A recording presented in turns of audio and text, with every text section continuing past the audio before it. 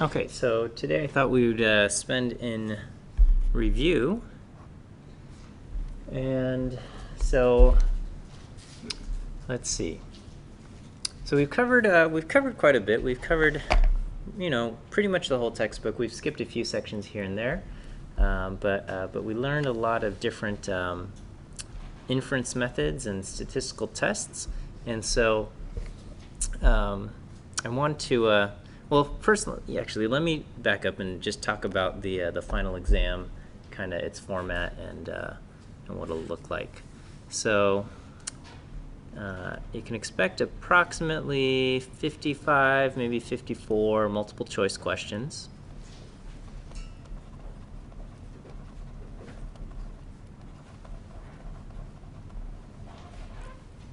Okay, and then you'll have and this can be broken down into about approximately 10 conceptual questions.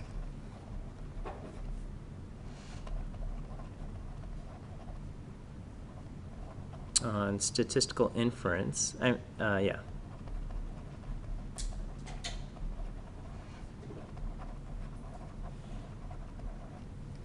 So things related to, what's the interpretation of the p-value and your hypotheses and all of that stuff. Okay, so then we'll have about 5 questions or so on deciding which statistical method is appropriate for the given situation.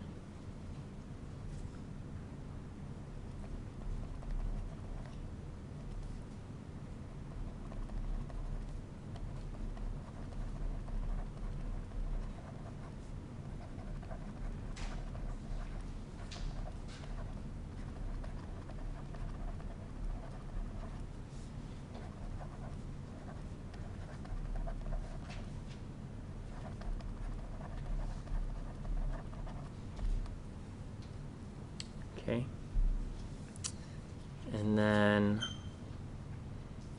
approximately 35 questions on actually carrying out kind of statistical inference.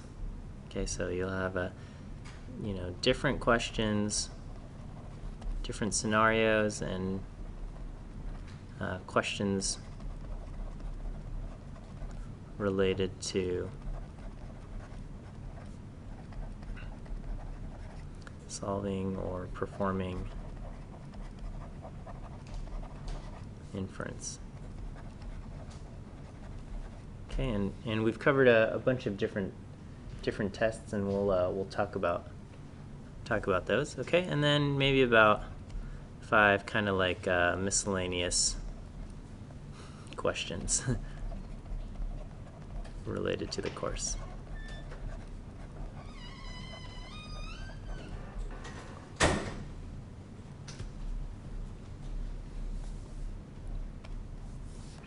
Okay, you'll have the full 3 hours, and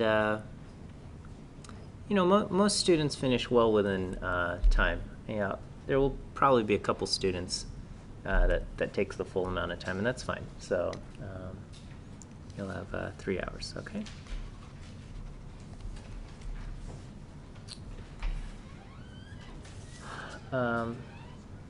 So you are allowed,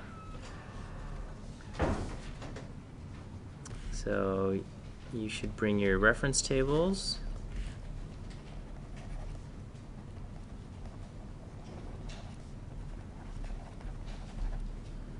And I will provide the scantrons.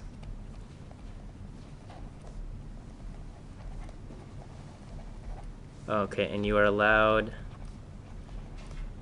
a note sheet, 1 letter size note sheet,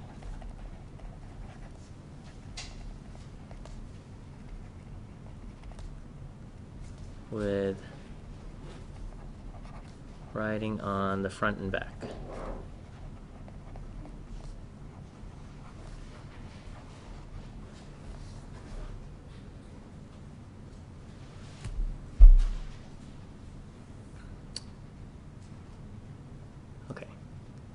Any questions?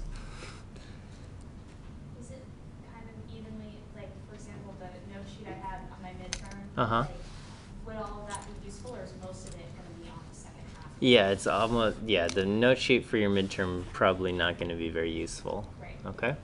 Okay. So I would just make a new one. And not For really put anything, no normal approximation of my number. Yeah, that's not going to be on there. Okay? Okay. It's going to be mainly stuff from the second half? Yeah, it's going to be like 95% stuff from the second half. Great. Okay, just to. Well, there's a few things on confidence intervals, which so confidence intervals like confidence interval for a difference between means and stuff like that. So that'll make an appearance because but it's heavily focused on statistical inference. So that would be confidence intervals, t-tests, all the hypothesis tests we've learned, ANOVA and chi-squared tests and all of that stuff. So it's all inference related. So as far as stuff from before the midterm, I would say the only thing that carries over would be the confidence intervals. Okay. Other than that, yeah, not much. So it's like chapter 7 and beyond.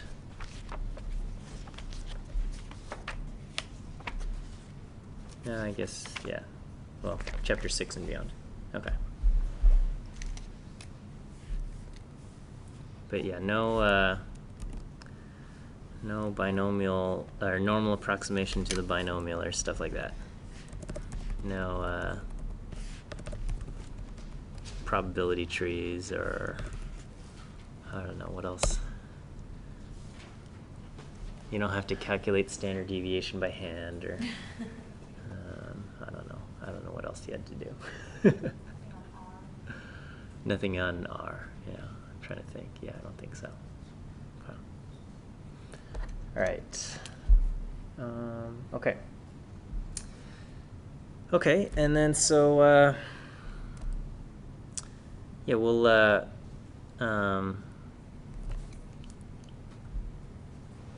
we covered a lot. So let me at least make a bit of a framework on deciding which test is or which statistical method is appropriate for a certain situation. Okay. Where did my cursor go? Okay. Deciding the statistical method.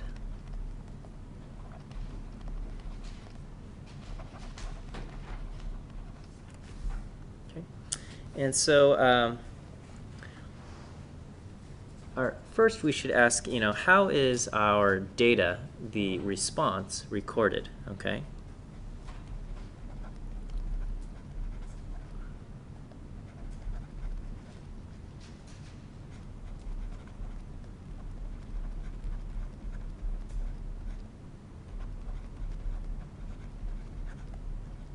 Okay. And so this can go either numeric. Let's see.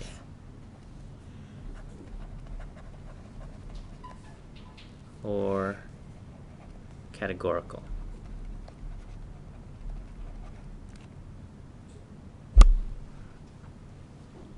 Okay, and then we can ask if there is a predictor variable. Sometimes there isn't. But we can ask, is there a predictor variable? Okay. And if so, how is the predictor variable recorded? Okay.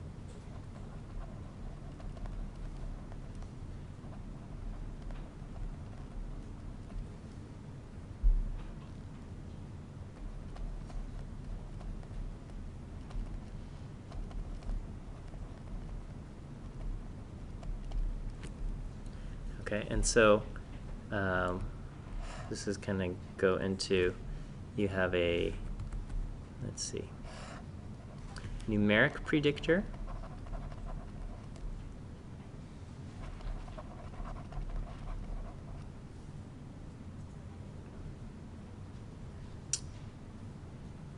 see. How can I split this? And a categorical predictor.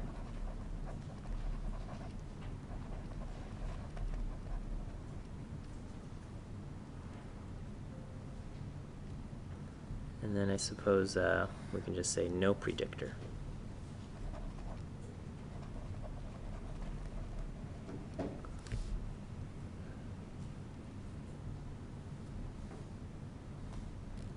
Okay, let's see, this is going to get a little bit messy here. Okay, so if it's a numeric predictor, so we have a numeric response and a numeric predictor. We want to explore kind of the relationship between a numeric response and numeric predictor. What is the appropriate method of analysis here? So I didn't express it this way, but we have basically two variables here, and we have a numeric predictor and a numeric response. So here both of our variables are numeric. Okay, so if we have two numeric variables, how do we, what's that?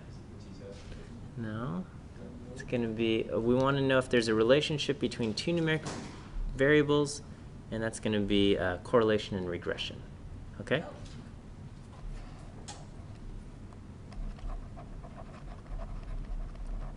Correlation / regression.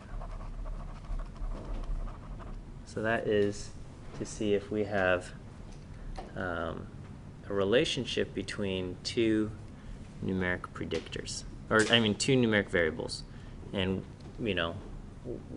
we're calling one the predictor and one the response. Okay.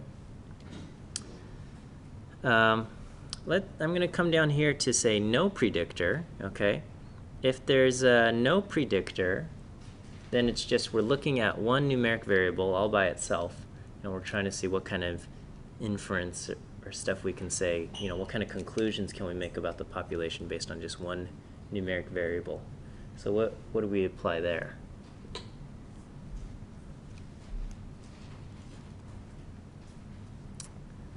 This would just be a confidence interval for mu. Okay? So I'm going to just kind of put this here.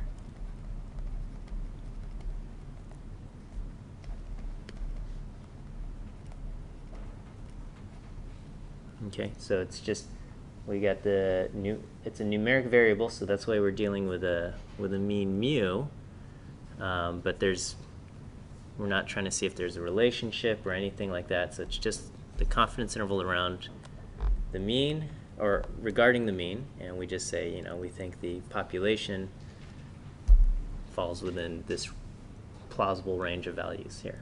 Okay, all right. And then we covered a bunch of things for categorical predictor.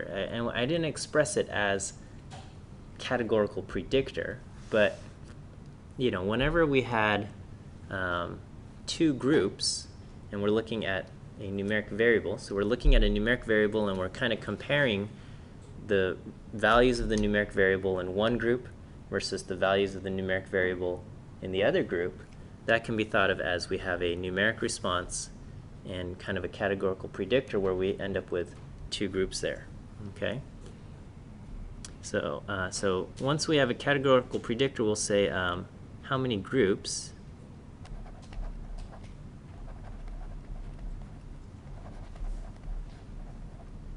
okay, and then if we have two groups, then what do we have? Yeah, we have the t-test, but there's actually several things going on here, right? So with two groups, okay, we have really we learned kind of three tests. We learned the t-test, the paired t-test, and then what else? So no, not the chi-squared. The Wilcoxon-Mann-Whitney. Okay, so that's a numeric response, also between two groups. Okay, so we have two groups, and then kind of we have to ask, all right, are they independent groups? Okay, independent groups. Then and I apologize that this is getting so messy here, with independent groups, we can have the t-test or the Wilcoxon-Mann-Whitney test. Okay. Now, when do we use the Wilcoxon-Mann-Whitney and when do we use the t-test? T-test is for number, comparing numbers, and yeah, that's what Google Wilcoxon. So with the Wilcoxon-Mann-Whitney, really we would use this if we have small sample and outliers. Okay, so if we're not comfortable applying the central limit theorem. Okay, so Wilcoxon-Mann-Whitney for small samples with outliers. Otherwise, t-test is probably better off. Oh gosh, this is so messy. Okay, so we have independent groups, and then if they're paired groups, then we have the paired t-test.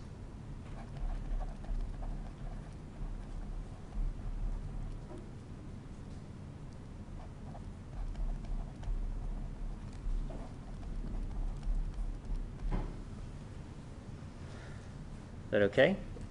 And then, okay. And if we have more than two groups, what do we do? Or I'll say two or more groups with a categorical predictor. ANOVA? Yeah, this will be one-way ANOVA.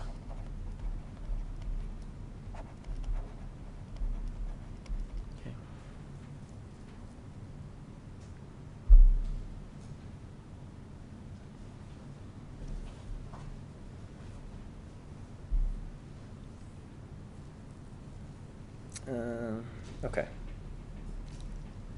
Oh, and I guess, here, let me. Also with the t-test, you can also have a confidence interval for mu1 and mu2, the mu1 minus mu2. Okay, but those are like the same thing, right? T-test and confidence interval for mu1 minus mu2, those are like, they're like almost the same test, just from different perspectives. Okay, so that's if we have a numeric response. Okay, and then with a categorical response, we can ask the predictor variable. We can have numeric predictor, categorical predictor, or no predictor.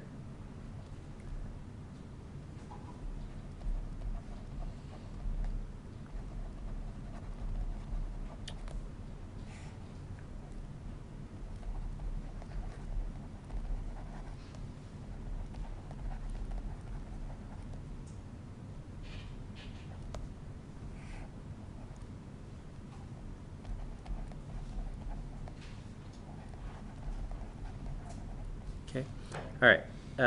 Numeric predictor, categorical response, we actually didn't cover this. This is called logistic regression, all right? And this was not covered.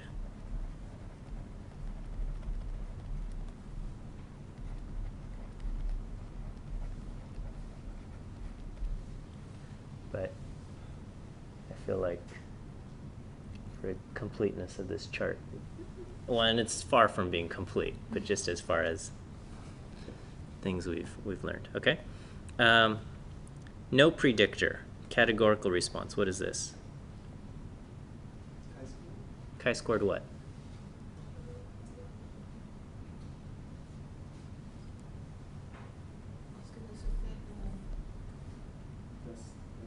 So you have chi-squared goodness of fit and you have chi-squared test for independence. So which one is no predictor and which one has a categorical predictor? For independence? So the no predictor is the goodness of fit. Oh. Everything's opposite. Can you explain what you mean by predictor? So it's basically so we're recording our data, right? Maybe if it's a categorical response, it could be the data we're recording is like the color of the flowers, okay? Or we're recording, you know, does the person have a longer left finger or ring finger or not, okay? It's a categorical response. And as for when we say predictor, we're asking basically, is there another variable, and are we trying to see, is there a relationship between this other variable and the response that we are looking at? Okay? If there's a relationship, this other variable is called the predictor. Okay? So the predictor would be like men and women? Yeah, men and women. The first one would be like ring finger size. Right. The response would be ring finger length versus, is ring finger longer, yes or no? And then the predictor would be sex. Okay? But then in the term, as far as colors of the flowers, okay, we didn't have a predictor. We weren't trying to see like, did flowers in exposed to sunlight, did they produce different ratios of colors than flowers in darkness or something like that. Here we're just looking, we just had certain proportions in mind, and we want to know, do our data fit the proportions that we observed? Okay, so there's no predictor there. Okay, and so that would be the Chi-squared goodness of fit. Also related to Chi-squared goodness of fit, if you only have two groups, for only two groups, you can have a confidence interval for P, the proportion, okay? And that's basically, and when we say two groups, but it's really just one group, but it's two groups. It's either you're in the proportion that we're talking about or you're not, okay? So that's no predictor, okay? And then if we have a categorical predictor, this is the chi-squared test for independence.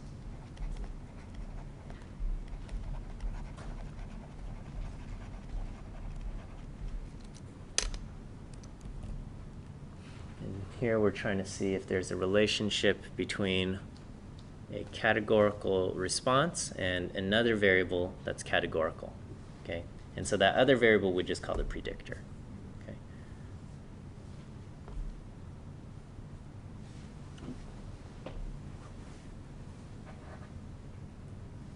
Okay.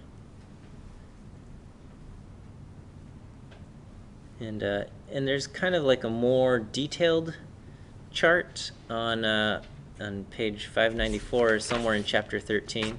There's like a more detailed chart that covers even more tests and methods that are kind of just mentioned in passing in the book as well. But I think this covers pretty much all of the inference methods that we covered here. Okay, and so there is going to be a section in the test where I will kind of just list something out, and you'll have to decide which method is appropriate. And a lot depends on how the response is recorded, okay? So, for example, if we ask someone's age, we often think of that as a numeric variable, okay? You are 27 years old, or you're 46 years old, or whatever. We often think of it as a numeric thing. But if we're talking politics or something, they don't talk about this candidate is doing well with 47-year-olds. They say this candidate is doing well with, quote, young people, and young people being like 18 to 30 years old, or 18 to 25, or whatever. They come up with these segments, and they basically turn age into a categorical thing. You're in this young person category, or in the old person category, or you're in the whatever category, okay? So the analysis there would depend very much on how it's recorded. If it's recorded as a categorical thing, then you've got to use one of these one of these tests, okay? And if it's recorded numerically, then it would be appropriate to use the other types of tests, okay? So let's try a couple examples here. Let me just pull up the. This is the textbook.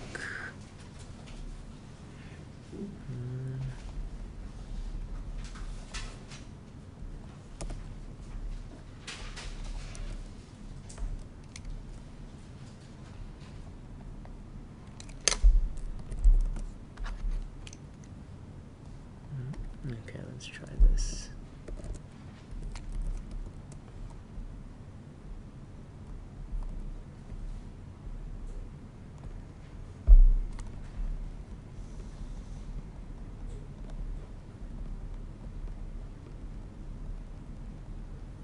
Okay, here we go. All right. So this is from the 4th edition, but it's pretty much the exact same questions in the 5th edition as well. Okay, so here it says, researchers conducted a randomized, double-blind clinical trial in which some patients with schizophrenia were given the drug clozapine and others were given haloperidol. After 1 year, 61 out of 163 patients in the clozapine group showed clinically important improvement in symptoms, compared with 51 out of 159 in the haloperidol group. Identify the type of statistical method that is appropriate for these data, but do not actually conduct the analysis here. Okay.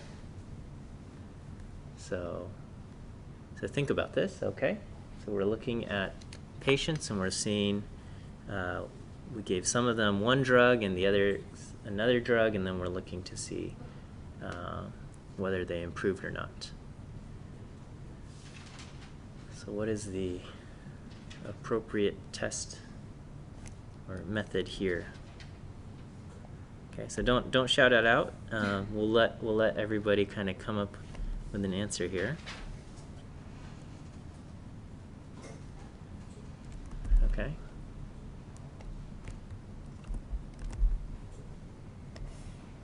All right. So what do you guys think? Do you guys need another minute to think about your answer?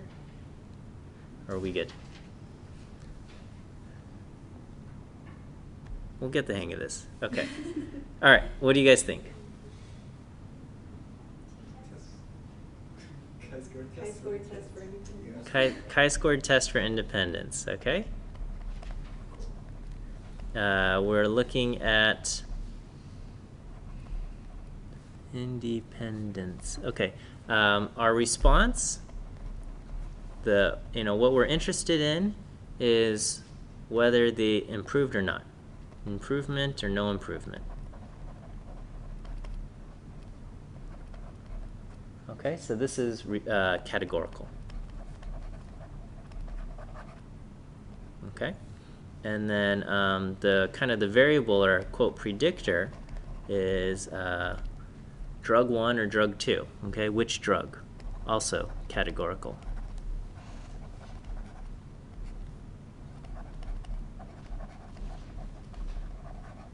Okay, so here we are looking at chi-squared test for independence. Now, if the thing for improvement was recorded kind of like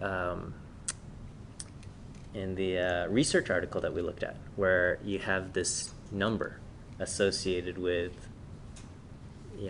your symptoms. Okay, so like I don't know if this exists, right? But like your schizophrenia level 6 and your schizophrenia level 15 or something, like if it was something like that, then a t-test would be appropriate, or something where you've got a numeric response and then you want to see which drug affects that.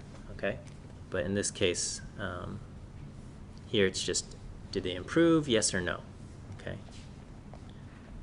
Yes.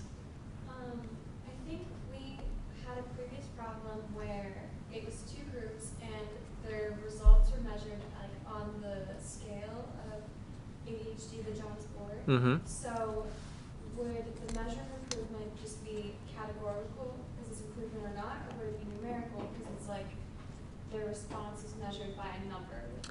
Yeah, so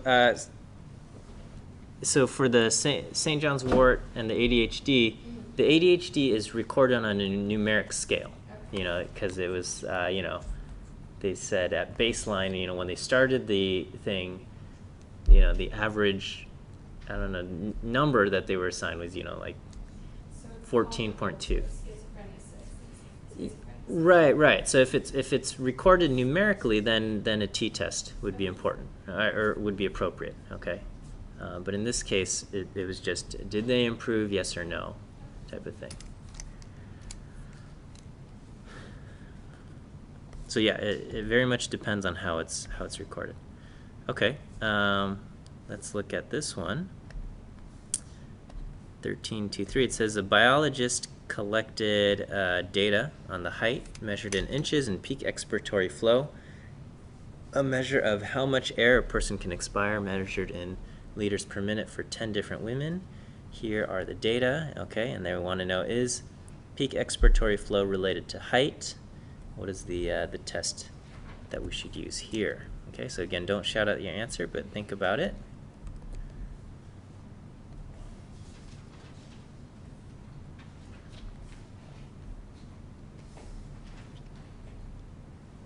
Okay, and do we have an answer here?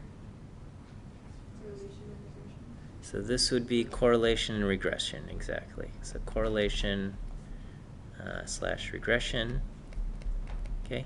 Because what we are looking at is the response is peak expiratory flow. This is numeric, okay? Measured in liters per minute, how much air they can breathe out, and then kind of our predictor is height measured in inches. This is also numeric. So we have numeric response, numeric predictor. That's going to be correlation, okay?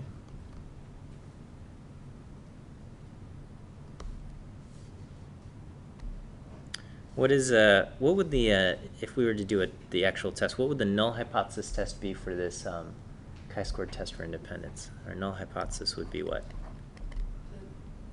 The haloperidol and clozapine of the statement. Okay, so how do we express this? So then.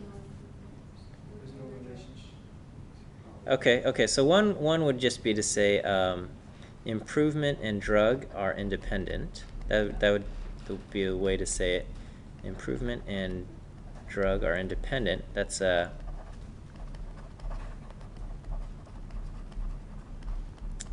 we would express it in words. Symbolically, what would we say? We would say kind of the probability of improvement. Okay, so to express it, I would say probability of improvement given clozapine. This is equal to the probability of improvement given haloperidol. Okay, so we're saying that the probability of improvement is the same whether you get drug 1 or drug 2. Okay.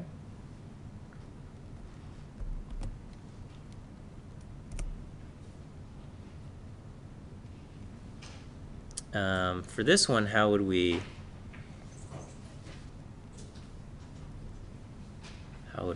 write our null and our null hypotheses? Okay, and then the alternative would be either not equal or greater than or less than or something, right? Okay, so over here, our null hypothesis would be. Height does not affect PEF. Okay, so we would say PEF and height are independent. That's in words. Are independent or are not correlated.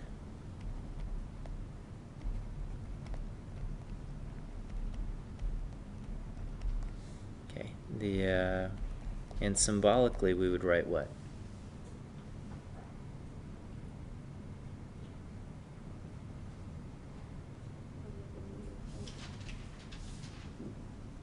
We would write rho being the correlation between height and PEF. In the population, rho is equal to 0. So rho is the correlation in the population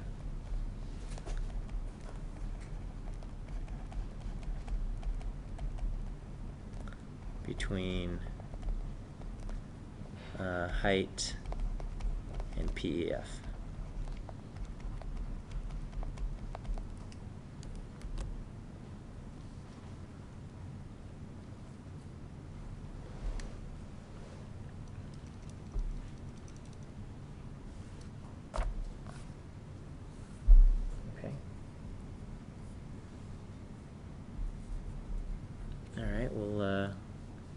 this okay? We'll keep going. We'll keep looking at some of these. All right. Okay, so here, 13.2.5, it says a geneticist pollinated pink-flowered snapdragons and produced 97 progeny. This is kind of the example I'm always using here, huh? Okay, so this should be easy, but let's make sure we're all on the same page here. And then it says it produced 22 red plants and 52 pink plants and 23 white plants. And the purpose of this experiment was to investigate a genetic model which states the probability of red, pink, and white are 0.25, 0.5, and 0.25 respectively. What's the appropriate test here? Okay, so I'll let you guys think about that.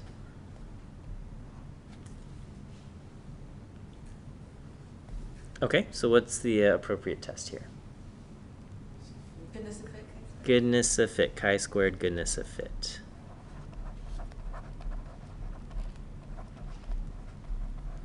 Okay, so here, our response or our data is basically the color of the flower, or color of the plant. And so that's categorical. And there's no predictor, okay? We just, all we have is a proportions, okay? Only proportions in mind, okay? No predictor, only proportions that we think of.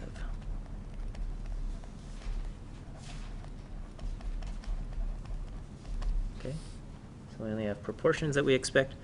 In this problem, what would our null hypotheses be?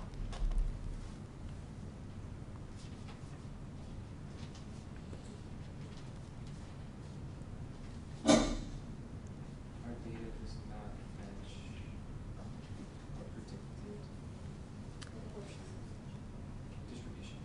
So the null is actually that the proportions are correct.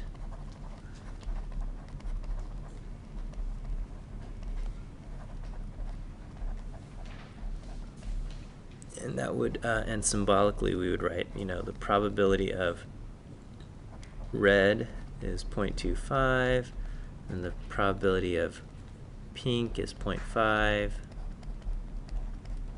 and the probability of white is 0.25. Okay, so that's the null. And then the alternative would be at least one proportion is wrong.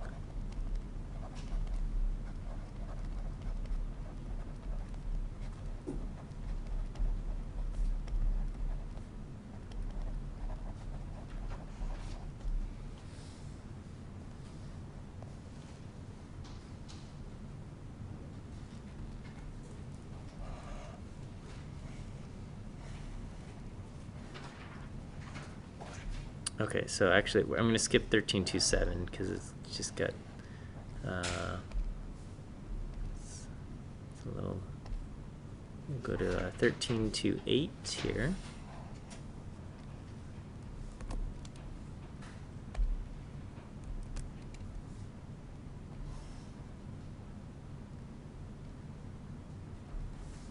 And it says biologists were interested in the distribution of trees in a wooded area. They intend to use the number of trees per 100 square meter plot as their unit of measurement. However, they were concerned that the shapes of the plots might affect the data collection. To investigate this possibility, they counted the number of trees in square plots, round plots, and rectangular plots, and the data are shown in the following table. What type of analysis is appropriate for this data?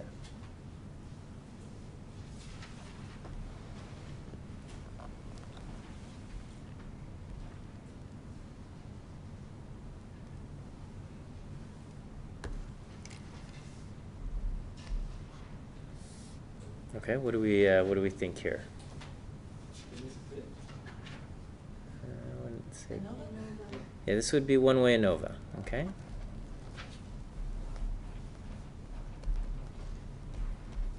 Okay, so our response is how many trees? Okay, response is the number of trees. So that's numeric.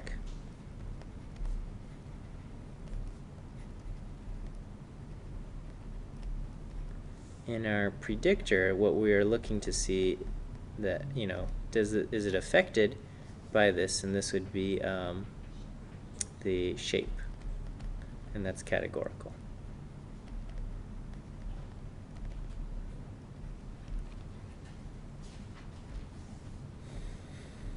Do we recall the hypotheses that we use for ANOVA?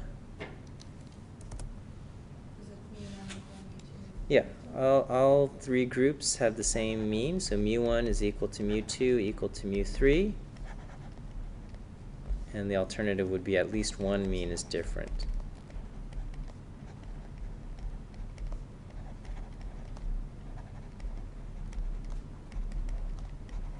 Okay. Alternatively, we could also write it as instead of group mean, we could write them as group effect and say the group effects are all equal and they're all equal to 0, or at least one group effect is different from 0. Okay, but otherwise,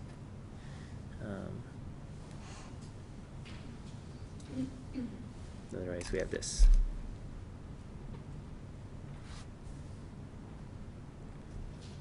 Okay. Let's try just a few more of these. Okay, so this one comes in, okay, it says a sample of 15 patients were split into 2 groups as part of a double-blind experiment to compare 2 pain relievers.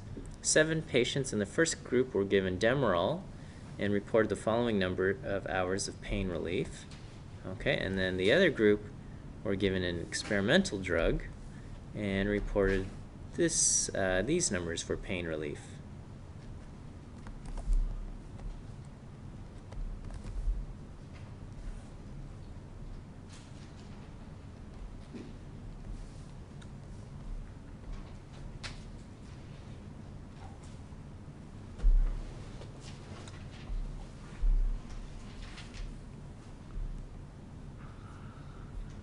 Okay. What do you guys think here? Yeah, I would say t-test for independent groups.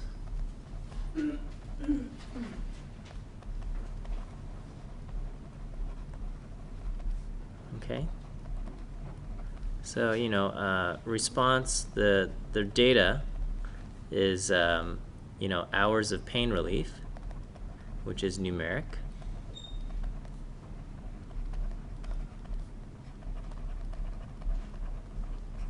And then, and we have 2 groups, right? So our quote predictor is, we have 2, which drug, and we have 2 groups that are independent. Okay, so we know they're independent because we have 2 different sized samples, so they definitely cannot be paired, and even if they had the same size sample, there's nothing to indicate that the people in group 1 were matched up with the people in group 2 in any kind of way. Okay, another acceptable answer would be Wilcoxon-Mann-Whitney test is also acceptable. Okay.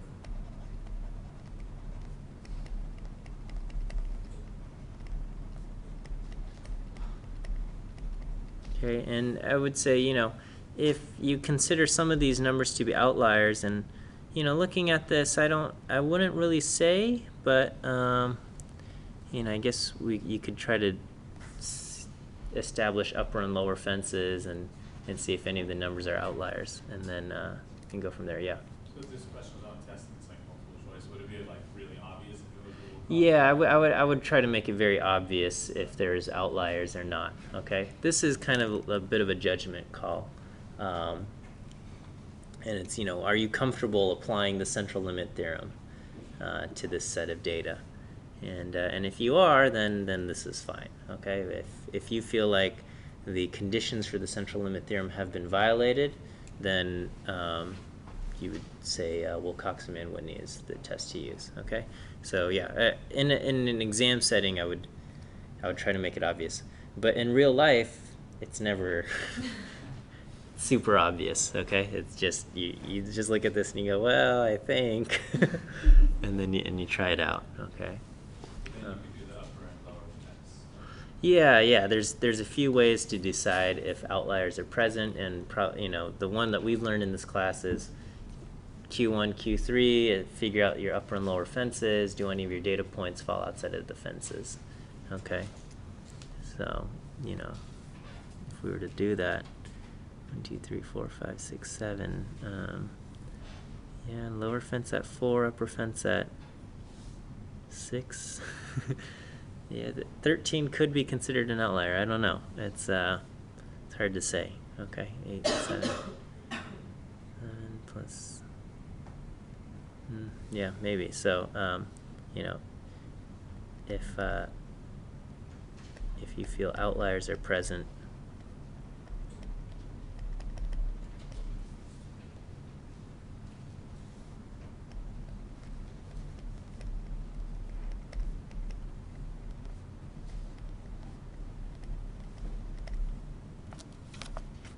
okay.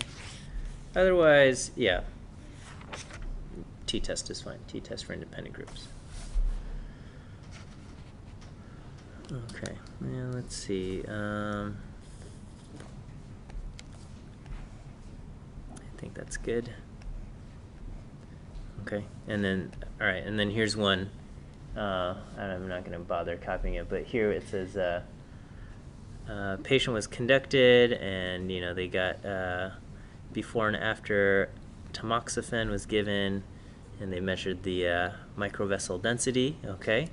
And then so here, we had 18 patients, and we got a before and an after measurement for them. So what do we do here? This would be a paired t-test, right? Because our data, it's very clearly, we have 2 measurements on the same patient. So this would be a paired t-test.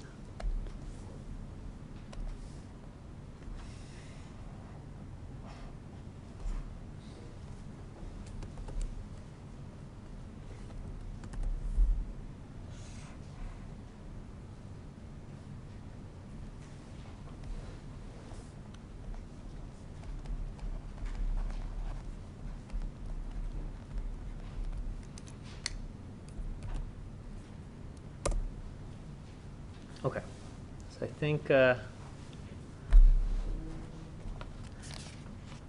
should cover kind of that section on deciding, trying to determine which test is appropriate to use.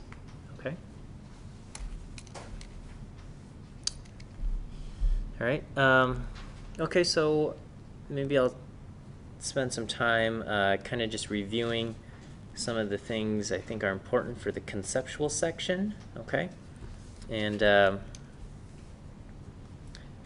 some students do very well on the conceptual section, and then some students, like, for whatever reason, this section messes them up. So, let's talk a little bit about hypothesis tests and and p-values and all of that. Okay. Okay.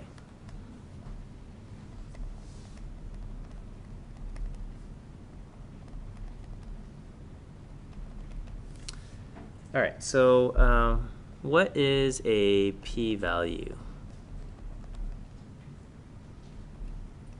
The p-value is a probability. It's the probability of what, though? Yeah, so it's the probability of seeing our data, okay, or something more extreme,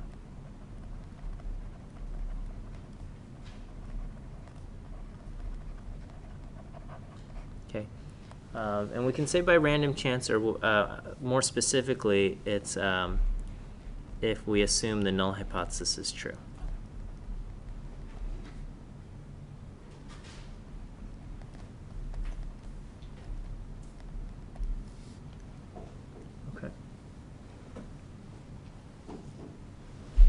So, what does it mean to get a large p-value?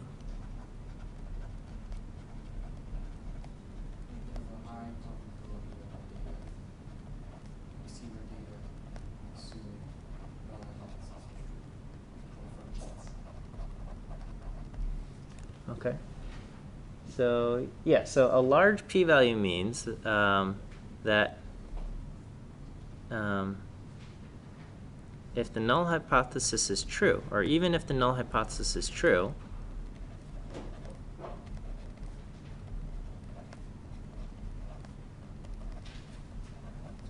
okay, there's a high probability of getting our data from random chance. Okay.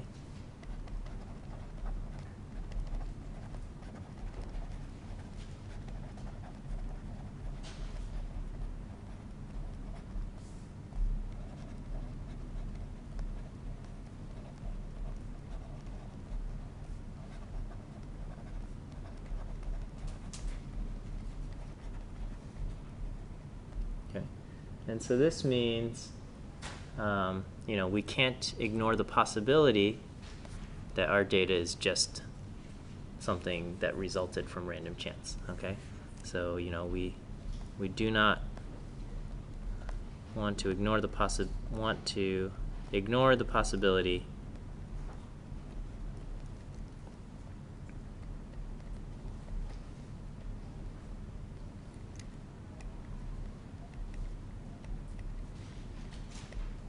that our data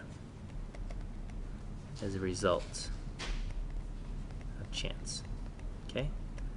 So all this to say, we do not reject the null hypothesis. Okay, and we would say we do not have evidence to reject the null.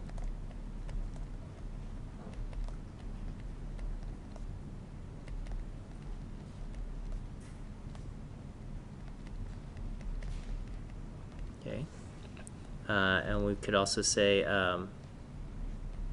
we do not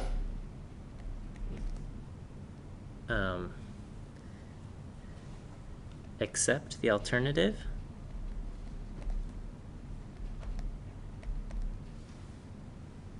Okay, or and we do not have evidence. And maybe I'll write parentheses enough evidence to convince us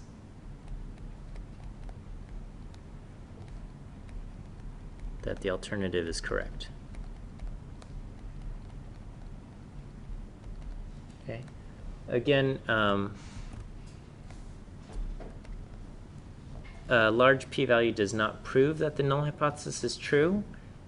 We never say we accept, okay, the null hypothesis. So never say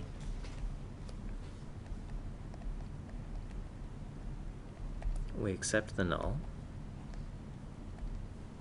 Okay. And then a large p-value will never prove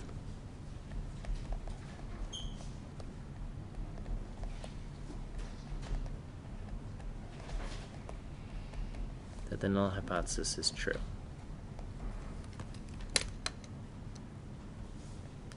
Okay, it just says it's quite possible that what we see here could be a result of random chance, while assuming the null hypothesis is true.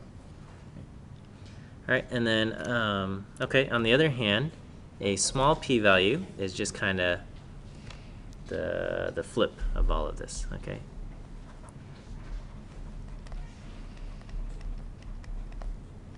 What does it mean to get a small p-value? So small p-value means it is unlikely for us to observe our data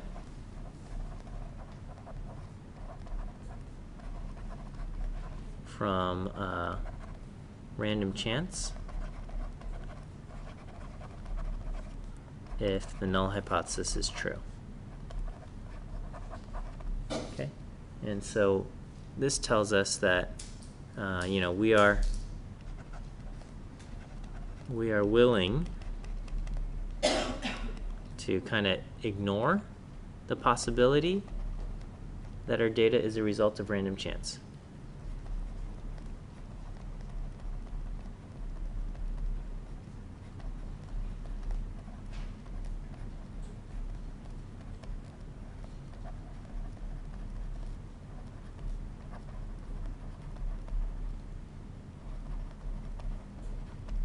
Okay, because technically anything is theoretically possible, right? Like if you give a monkey a typewriter, it is theoretically possible for the monkey to, by hitting random keys on the typewriter, to, I don't know, type out Like Shakespeare. Shakespeare, right? That's the example that they use, right? So, I mean, that is theoretically possible.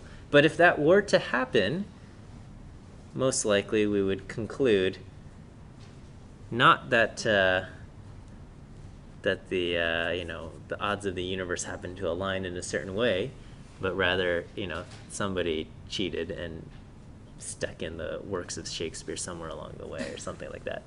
And I think there was somebody, you know, they have like the Ig Nobel prizes, and somebody tried giving a monkey a keyboard and seeing what would happen, and it was just like the monkey just smashed the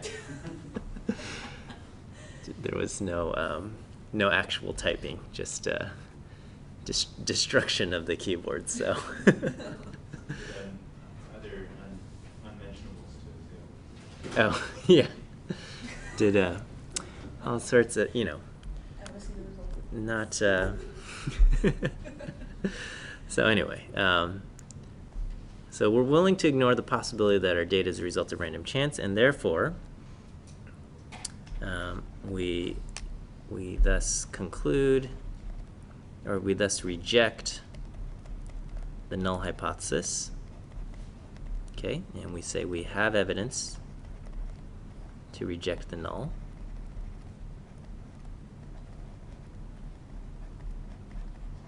Okay, and we can also say we accept the alternative,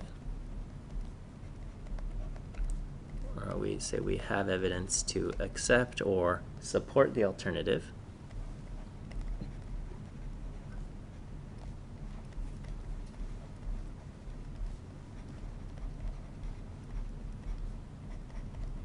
Okay, so we can say we accept, but it has to be the alternative. Okay. And that's what we have there. Yes? So this part is kind of like in that last quiz, the part that I'm still having trouble with, where you explained it to me one time. But I guess significance level versus alpha equals. So alpha is the significance level. Right. Yeah, so you know, when we say large p-value or small p-value, what we are basically, we are choosing an arbitrary level line called alpha. Okay, so alpha is our significance level.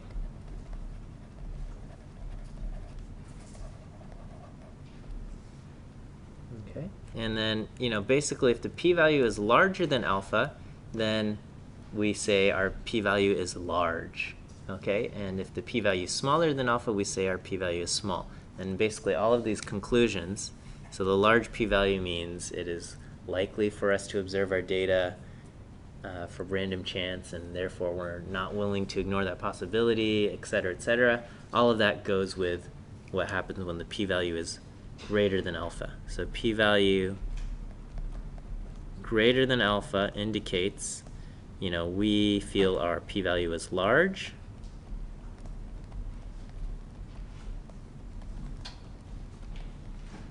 And, you know, all of this to say, we do not reject the null hypothesis. Right, I think I might be reading the question wrong. So in this one, when it says a difference in means is performed with a significance level of alpha equals 0.05, and then on A it says alpha equals 0.10, is that saying change what we said about 0.05 and pretend it's So it says, you know, you're going to use the same data and perform the same test. And so basically, if you use the same data and do the same test, then you're going to end up with the same p-value, whatever p-value you had before. But this time, the only thing that changed here is that now the alpha that you are using to compare against your p-value has changed. How would this affect our decision? That's what that question was here. We can go over that. Let me just finish writing out this portion here.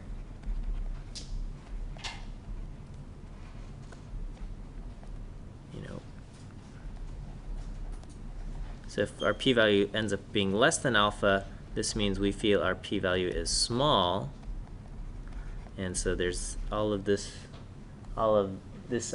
stuff goes with it, and basically we just say we reject the null hypothesis. Okay, we are willing to ignore the possibility that our data is a result of random chance. It's unlikely for us to observe our data from random chance if the null hypothesis is true. We say all of that.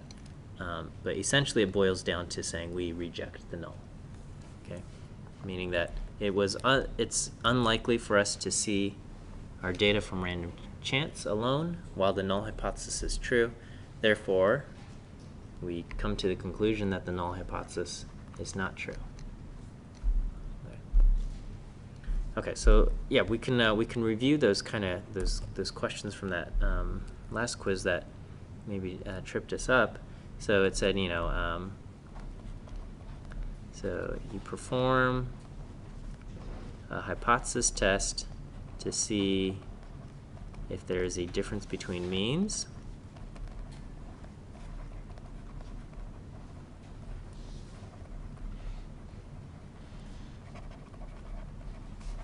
And then I forgot what it says, but let's say we conclude that we do not have evidence of a difference. It was that there is a significant. Oh, okay, Yeah. that we do have evidence of a difference. Is that what it says? Significant difference. Okay, that we do have evidence of a significant difference. And the significance level is alpha equals 0.05.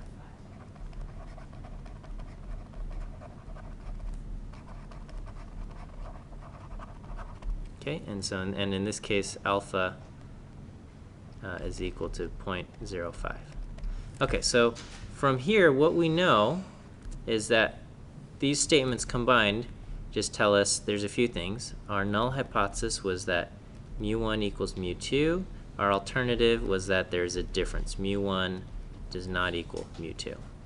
Okay, and all we know is that our p-value is less than 0.05 because our alpha is 0.05, so we don't know exactly what our p-value is, but we do know that it's less than 0.05, so this is what we know. Okay, from reading that description. Okay, and so I think one of the questions was if we did the test again with the same data,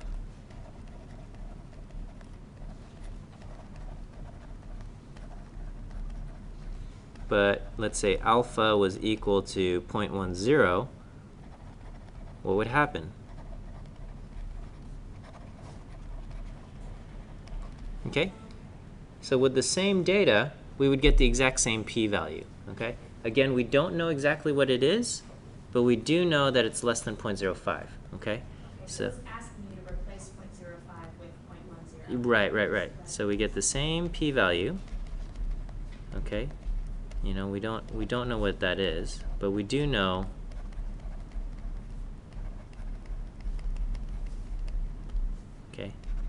we do know that our p-value is less than 0.05.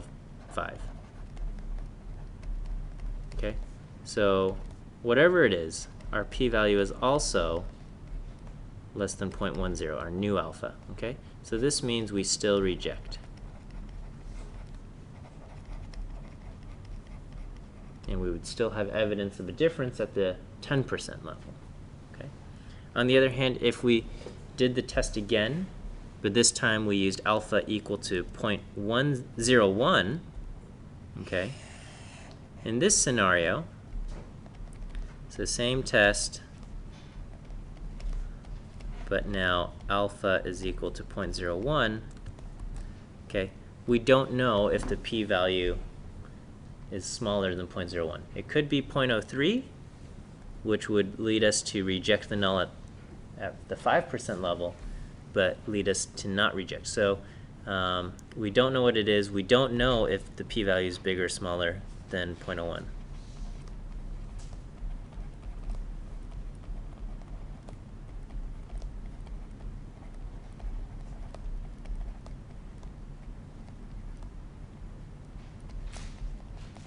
Okay, so here we say we can't tell. Can't tell if we reject the null or not.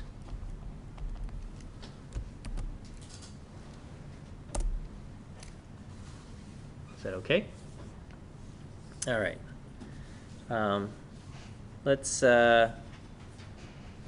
Let's discuss a few things about type 1 and type 2 error. Okay.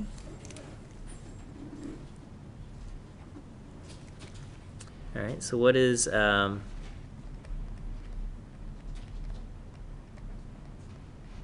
what's type 1 error? We have evidence for it. Okay, so type 1 error can be thought of as our false positive. And this would be the null is the truth is that the null hypothesis is true. Okay? But our data, for whatever reason, just our data, however, leads us to believe or leads us to reject the null. Okay? We didn't do anything wrong with our calculations, but, you know, we're making conclusions on limited data, and for whatever reason, our data leads us to reject the null. So this is a mistake. This is a type 1 error. Okay. With a type 2 error, this would be a false negative. And the truth is that the null hypothesis is false. Okay? But our data leads us not to reject the null. Okay? So we don't reject the null hypothesis. That's a mistake. That's a type 2 error.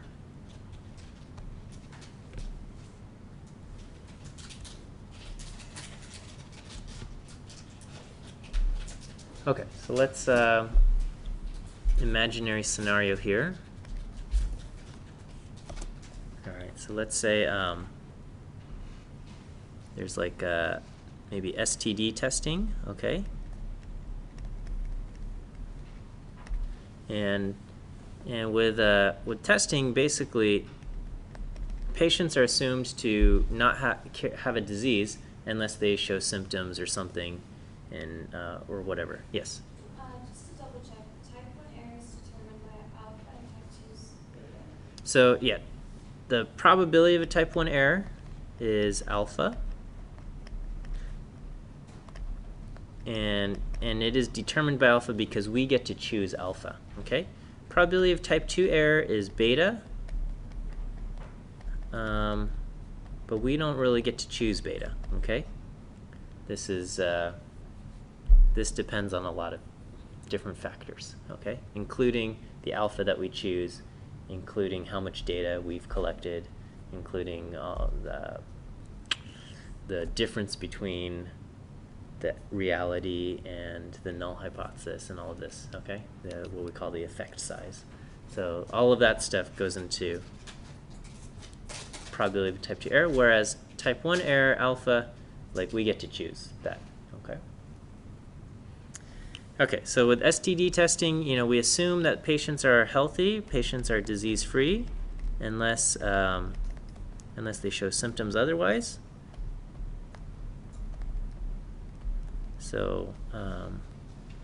So that's why that would be the null hypothesis, and then the alternative is, if they show symptoms, or their test shows something, then we conclude the patient has a disease. Okay. So think of what a type 1 error is in this situation, and think of what a type 2 error is in this situation, and decide which is worse.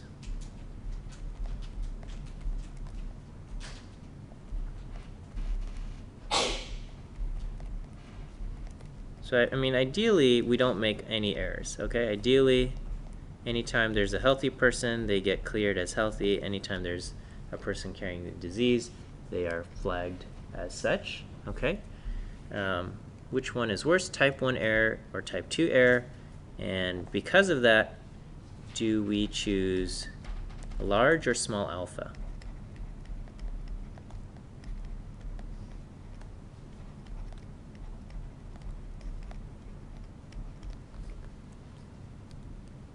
Okay, so think about this. Okay, do we have a conclusion or answer as to which error is worse? Type 1 or type 2? Okay, so well, let's decide which one, what a type 1 error is and what a type 2 error is. So what's a type 1 error in this case? Patient has no disease.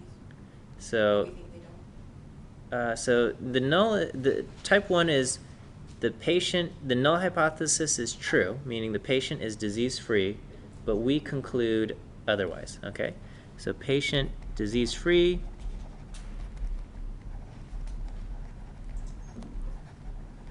so this is the reality. Reality is the patient is disease-free, but the test, for whatever reason, the doctor believes patient has disease.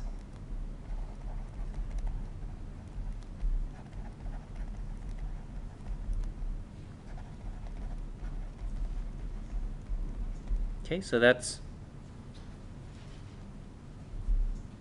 a type 1 error.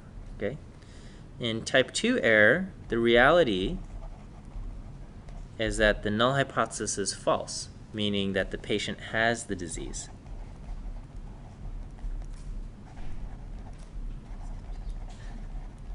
Okay, but the conclusion is that the doctor believes patient is disease-free.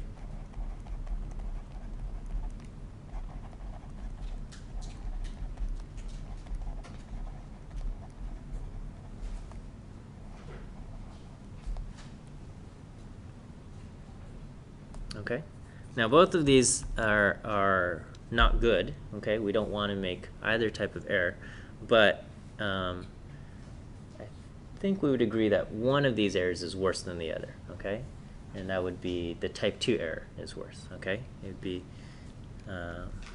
because if somebody goes in for STD test and then they get cleared, the doctor believes the patient is disease-free, but actually the patient actually carries the disease, then this is a problem, because then it could be transmitted to other people. So this is worse. So type 2 is worse.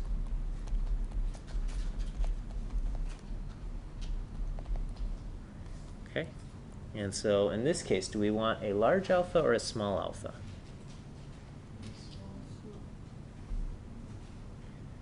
So alpha is the probability of a type 1 error. So we are willing to commit type 1 error more often, because having a large alpha will decrease our beta. Okay, so in this case we would choose a large alpha. Okay, so large alpha generally goes with small beta.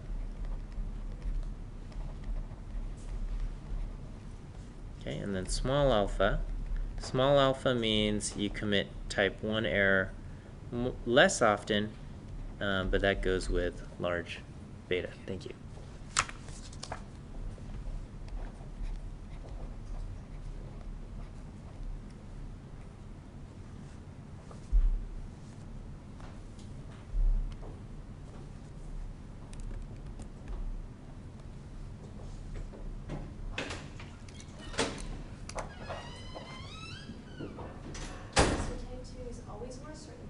It depends on the situation, okay? The criminal. With the criminal court case, the type 1 error is worse, because type 1 error would be sending an innocent person to prison or possibly even executing an innocent person.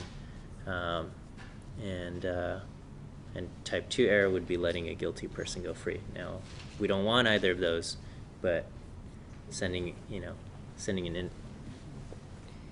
convicting an innocent person is worse, right? And that's kind of the argument against, I think there's been kind of a recent push for getting rid of capital punishment, because they're saying the consequences of a type 1 error is too terrible, that the fact that capital punishment exists and there's, as hard as we try, we cannot eliminate the possibility of type 1 error. The only way to eliminate type 1 error is by not punishing anybody. Okay, that's the only way we could truly eliminate type 1 error, and that's not possible. And so type 1 error always exists, and I think one of the arguments, and there's probably many, against capital punishment, is that the consequences of type 1 error is too great. And that's subject to debate, but that's I